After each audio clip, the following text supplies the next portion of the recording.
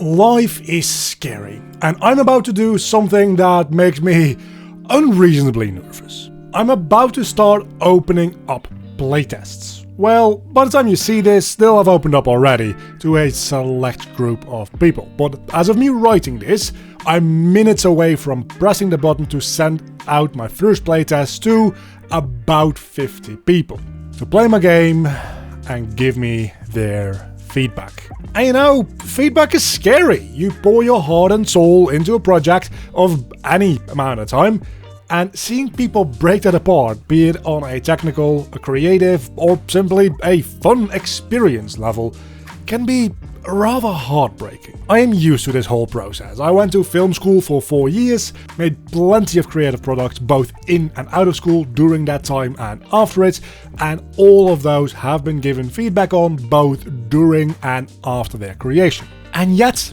I've never been so nervous to share my work as I am today. So, why is that? And what can I do to deal with being as open as possible to people providing me with feedback? You don't want to wave away any critique and be overly defensive about your creation, but at the same time, you don't want to blindly follow along with what people give you advice on, because as your test group grows, you'll inevitably get a lot of contradicting statements. First off, for me, this is terrifying beyond anything I've ever done for, I think, two main reasons. This project is about 99% just my work.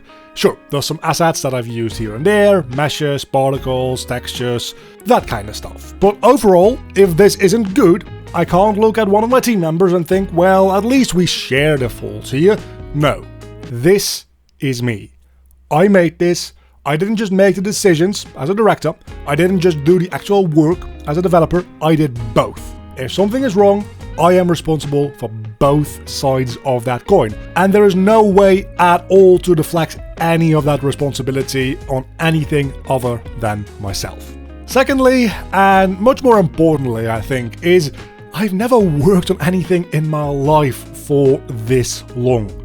The longest projects I've worked on have been about 6-month projects and are a handful of short films. And even those, showing those to a theater full of a couple hundred people, didn't seem nearly as scary as sending out this test build to only about 50 people around the world. I've put so much work into this thing at this point, and while I do feel like there's been great leaps of improvement, I also see all the little issues that the game still has and all the ways that it could be better than it is at this point. And well, in the end, that is what we test for.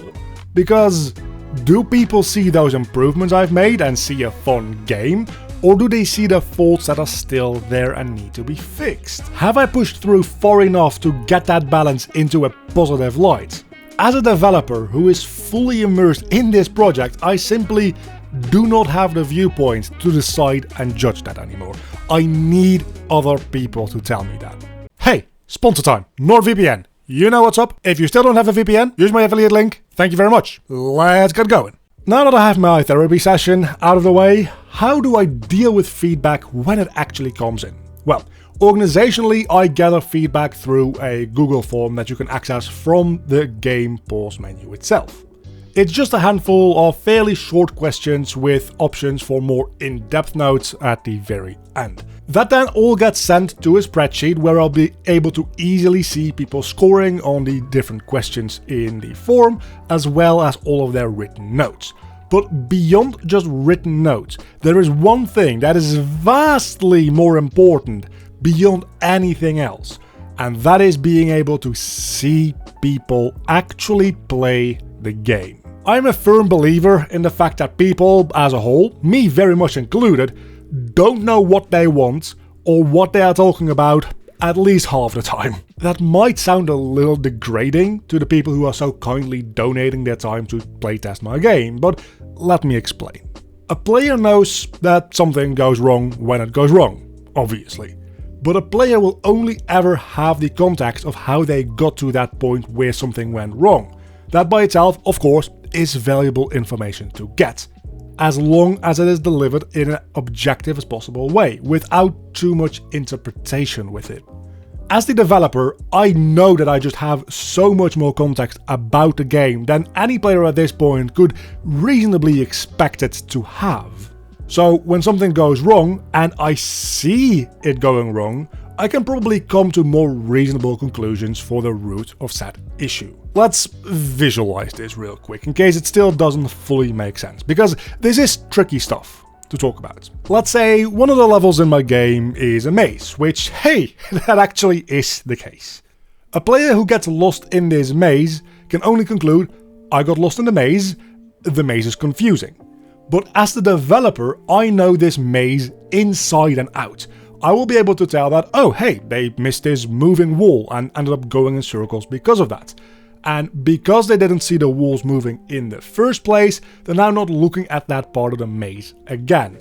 So I must either make the moving walls more obvious or have the moving walls at least not in this tricky to see place. That is a logical conclusion that the player who has experienced this game in real time for the first or maybe the second time will likely just never come to. I once had a teacher give me what might be the single most important piece of feedback and information that I've had in the entire 4 years I went to film school. And that is, when you get feedback, remember the problems and ignore people's solutions. People who offer up solutions might have good ideas, but oftentimes they lack a broader context of how their proposed solution might affect other parts of your product.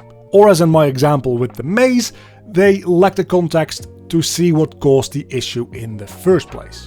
So all that is why I prefer to see people actually interacting with my game rather than just hear what they think about it. Don't get me wrong, subjective feedback still has great value, but it's a dangerous thing to base your development direction only off of subjective feedback. So if after all this talk about how you're an idiot and I know best, obviously that's not how that works, you still want to help out by becoming a playtester, you can find a link to the Steam page down below this video to apply to be a beta tester. So far about 50 people have gotten access, and whenever I need more feedback or I've made initial changes to what this group has found, I will give access to a new batch of extra people.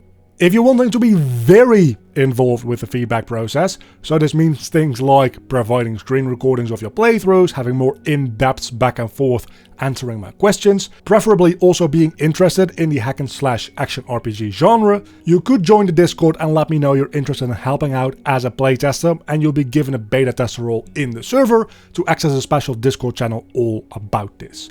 Though, do pay in mind that as one of these testers on Discord, I do expect some level of active involvement, so anyone who joins in and doesn't interact with the channel or playtest that much will unfortunately be removed from that role again to keep the team of testers small and manageable, because I can't very well have this in-depth interaction with like over 100 people. So if you want to help test, those are the options for you, and I am eternally grateful for anybody even lending me a moment of their time to let me know what they think about the game. And I guess the next devlog is going to be about what the feedback was like. I am still terrified. And a very big thank you to all my Patreons. You can see them on screen right now. If you want to help support the channel or get any of the project files in any of my tutorials, there's a link down below to the Patreon page to support me, or alternatively as a YouTube member. And of course, an extra massive thank you to my Cave Digger tier supporters, Sir J. Thomas,